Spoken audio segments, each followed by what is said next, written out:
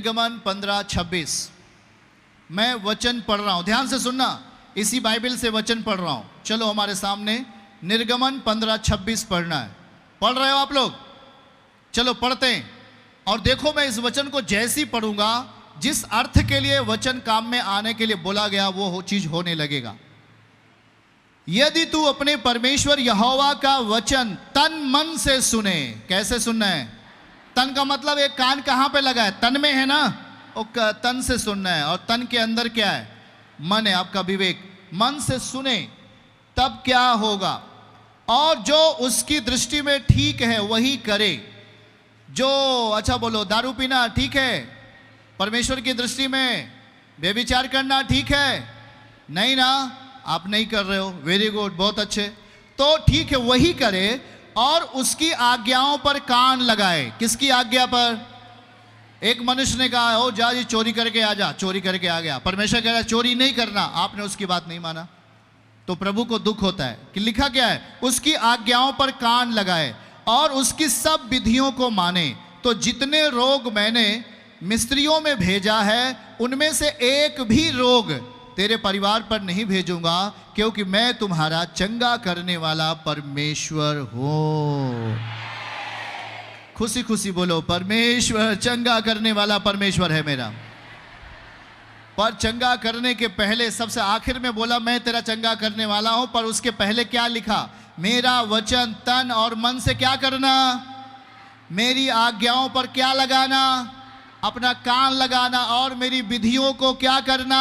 मानना। तब लिखा है कि जो रोग मैंने मिस्र में भेजा था, 10 बड़े बड़ी विपत्तियां भेज दी थी, पर प्रभु कहता है कि उनमें से एक भी तेरे ऊपर नहीं भेजूंगा। और क्यों? क्योंकि मैं चंगा करने वाला परमेश्वर यहोवा हूं। आप बताओ, परमेश्वर का वचन जीवित अवस्था में तुम्हारे अंदर जाएगा, वो मतलब जागने की अवस्था में। तुम सो रहे हो भाई, हाँ, जब सोते रहोगे तब आपके लिए क्या होगा? लाइन कट जाएगी। पतंग देखा है? कितने लोगों ने पतंग देखा है उड़ते हुए? पतंग अपने आप से उड़ती है कि कोई उड़ाता है उसको? तो उड़ाने के समय पतंग में लोहा बांधा रहता है। क्या बांधा रहता है? एक धागा बांधा रहता है। और धागे से पतंग अलग नहीं होती है, सही है? और धागे से पतंग अलग नहीं होती है, इसी कारण से पतंग बहुत ऊंचाई पे जाती है। सही है कि नहीं? सोच लो एक बार। पतंग धागे से अलग नहीं होती है, इसलिए वो पतंग बहुत ऊंचाई पे क्या करती जाती है? चढ़ती जाती है। स्टेप बाय स्टेप क्या होता जाता है? वो चढ़ती जाती है कि नहीं?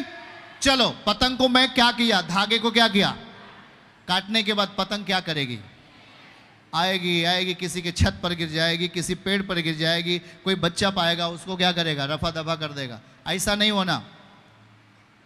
धागा क्या है? परमेश्वर है। वो आपको अपने में क्या करना चाहता है? बांध कर रखना चाहता है। अगर उसके साथ, उसके वचन के साथ बंधे रहोगे, बहुत ऊंचाई तक उड़ोगे। आमीन। छोटा है आपका बहुत। तो चलो बताओ, कटी पतंग कितने लोग बनेंगे? हाथ उठाएं।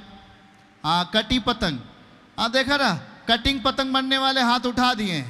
एक कोई दर पता थोड़ी रहेगा। कटी पतंग का मतलब किसी का यहां आज है, कल वहां है, परसों हुआ है, नरसों हुआ है, अगले दिन हॉस्पिटल में है, फिर उधर है, फिर कहाँ है पता नहीं, कहाँ है मालूम नहीं, किसके हाथ गया मालूम नहीं, शैतान खा गया।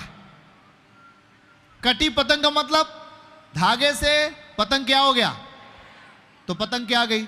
ऊंचाई पे जाएगी? बताओ क्या हो जाएगी? तो आप लोग कटी पतंग बनना चाहते हो?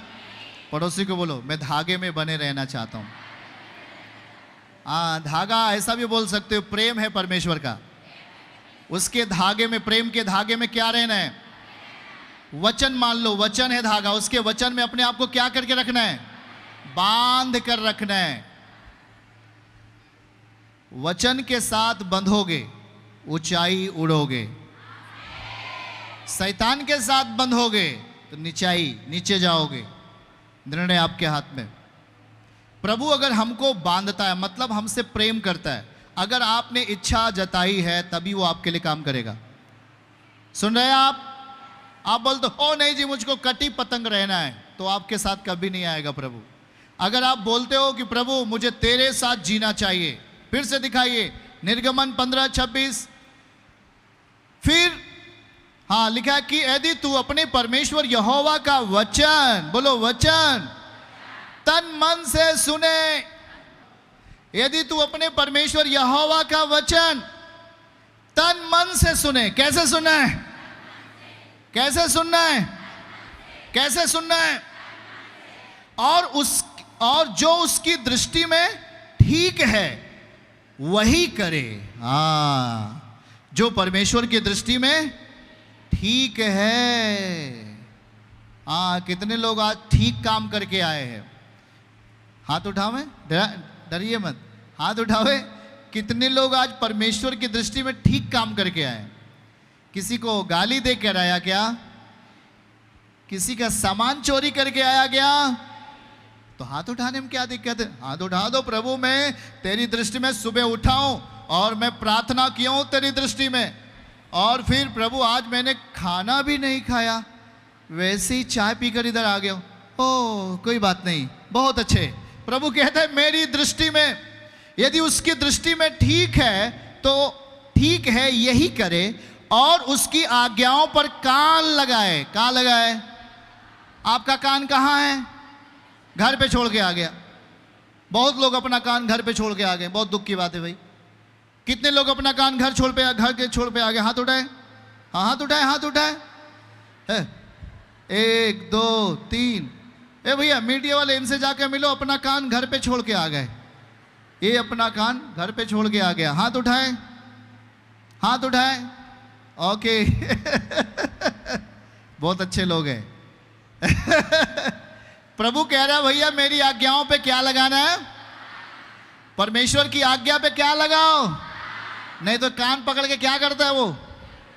अरे अगर नहीं सुधरे तो गुरुजी क्या करते हैं आपका? कान पकड़ के। तो जब कान ऐंठता है तो आप भी क्या करते हो? उसी सुरलों में हो जाते हो।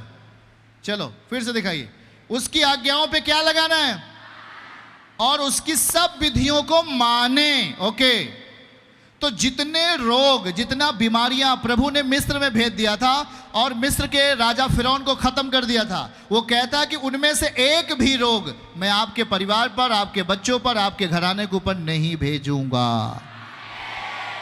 ताली बजाओ, आप सुरक्षित रहोगे यीशु के नाम में। परमेश्वर आपको चंगा भला रखेगा। आमीन बोले आप।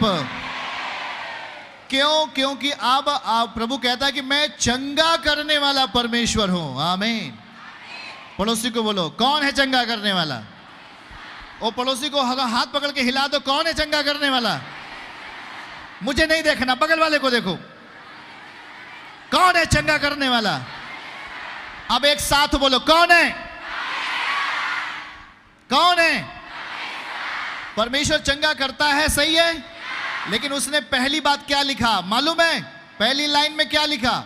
जो मेरे वचन को तन और मन से सुनेगा और मेरी आज्ञाओं पर और मेरी विधियों को मानेगा। जो रोग मैंने फिरौन राजा के ऊपर भेजा है वो रोग आपके ऊपर नहीं आएगा, क्योंकि मैं चंगा करने वाला परमेश्वर हूं। आपके बेटे, आपके बेटियों को कौन चंगा करेगा? कौन चंगाई देगा? याद रखना, वो परमेश्वर सीधा सीधा कहता है जो मेरे वचन पर मन लगाएगा। हाँ, किस पर मन लगाएगा? किस पर? किस पर? ओ, रास्ते में जाते हुए एक टैक्सी में बैठ करके आप लोगों ने झगड़ा कर लिया। बोला उधर मैं बैठूंगा, आपने कहा नहीं मैं बैठूंगा, आपने कहा नहीं मैं बैठूंगा, आपने कहा सही हो जा।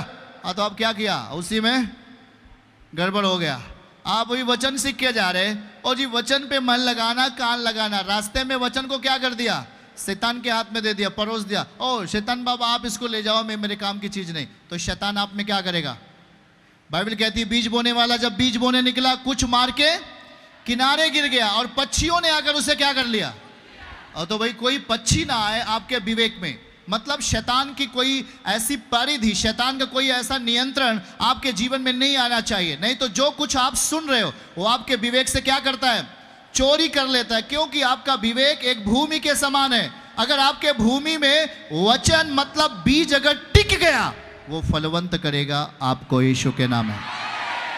चर्च की सभी प्रार्थनाओं को और परमेश्वर के दास के द्वारा टीचिंग सुनने के लिए और अपडेट्स को जानने के लिए हमारे इस चैनल को सब्सक्राइब करें और साथ में बेल आइकन को जरूर दबाएं ताकि जब भी लाइव प्रार्थना हो तो सबसे पहले आप देख सकें।